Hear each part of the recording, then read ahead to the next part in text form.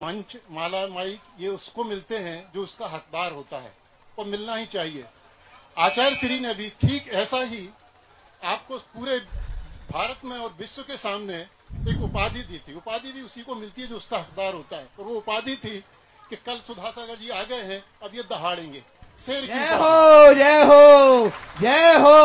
आचार्य श्री ने इसके पहले कभी किसी को ये किसी दूसरे संघों में ये उपाधि आज तक दी नहीं गई, और इस उपाधि देने का कारण ये था कि एक उसके हकदार भी थे, और दूसरी बात थी निडरता आपकी।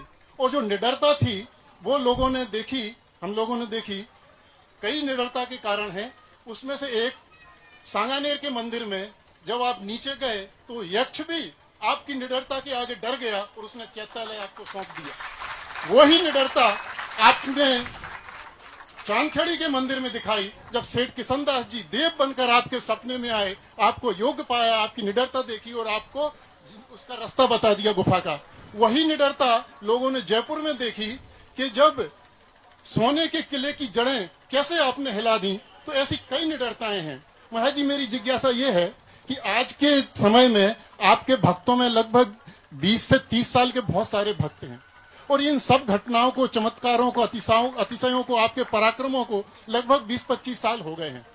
अब इन लोगों को पता ही नहीं कि ये वही सुधासागर जी महाराज हैं।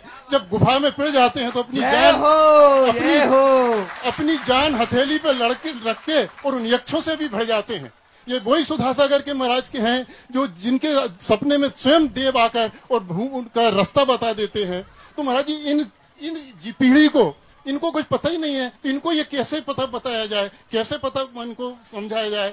या तो उनको फिर से कोई नई गुफाएं खोज आप उनका वो करें, जय हो, या फिर उससे कहते हैं आपके मुखार बिंद से वो संस्मरण सांगानेर के सुने तो बड़ा रोमांच होता है। नमस्ते। शेर कभी ये नहीं बताता कि मैं शेर हूँ, शेर दहाड़ के ही दिखा देता है कि मैं शेर हूँ। जय हो जय हो। सागर वालों, शेर को बताने की जरूरत नहीं पड़ेगी, एक दहाड़ में लोग समझ जाएंगे कि मैं कौन हूं। क्योंकि गुरु का वचन तो कभी झूठा होता ही, और गुरु के मुख से जो निकलता है वही बात होती है। और मेरी निडरता का कारण ये है कि लोगों को डराने के लिए इनके पास कुछ भी नहीं है। इनको डराने के लिए हमारे लिए कुछ है ही नहीं। फुलझड़ी की आग से डराते हो क्या तुम मुझे, फुलझड़ी की आग से डराते हो तुम क्या मुझे। सागर वालों, फुलझड़ी की आग से डराते हो क्या तुम मुझे, मैं ज्वालामुखी की आग में लौट आया हूं। जय हो जय हो।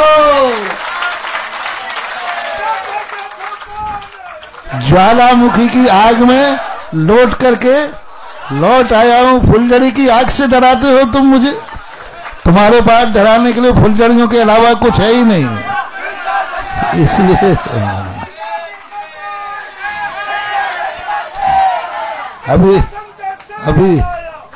अभी थोड़ा ही सा दहाड़ा हूं, अभी तो जमा ही लिए।